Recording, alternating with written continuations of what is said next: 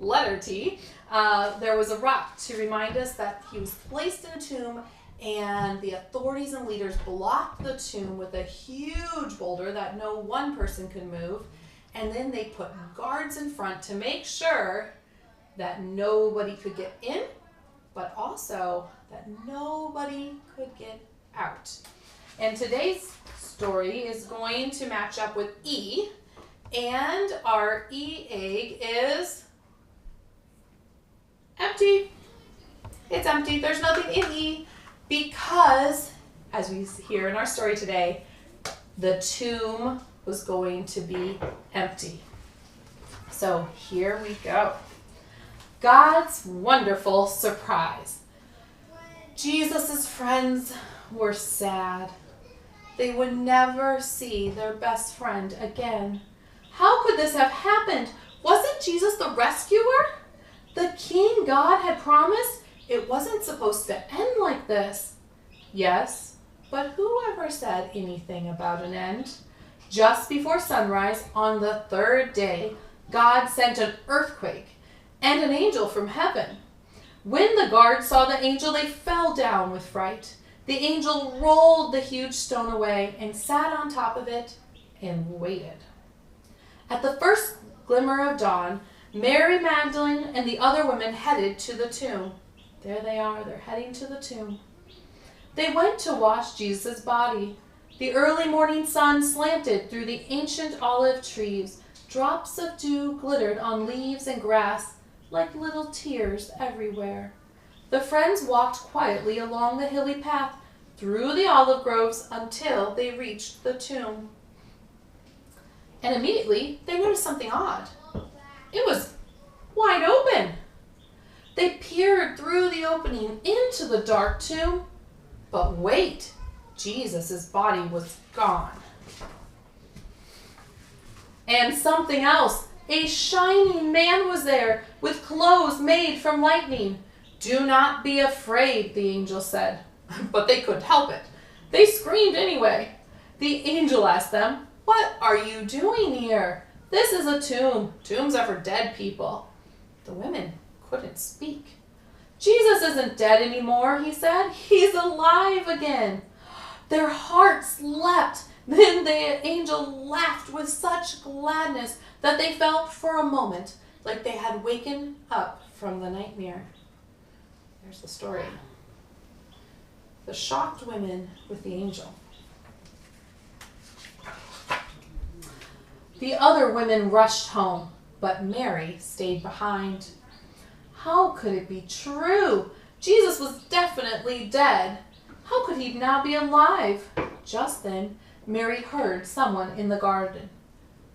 Perhaps it's the gardener, she thought. He'll know where Jesus' body is. I don't know where to find Jesus, Mary said urgently. I can't find him. But it was all right. Jesus knew where she was, and he had found her. Mary. Only one person said her name like that. She could hear her heart thumping. She turned around. She could just make out a figure. She shaded her eyes to see and thought she was dreaming. But she wasn't. She was truly seeing. Jesus! Mary fell to the ground. Sudden tears filled her eyes. Great sobs shook her whole body. All she wanted in that moment was to cling to Jesus and never let him go.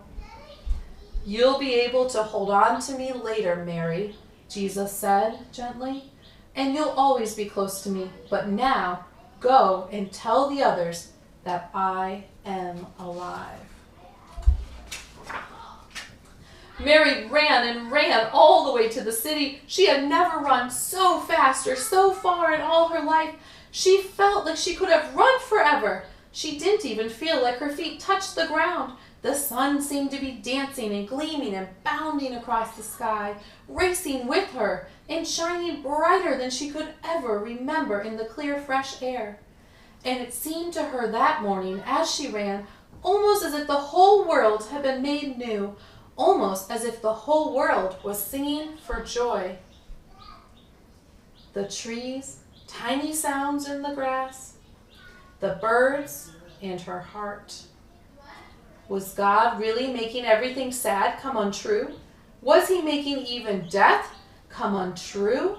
She couldn't wait to tell Jesus' friends. They won't believe it, she laughed. She was right, of course.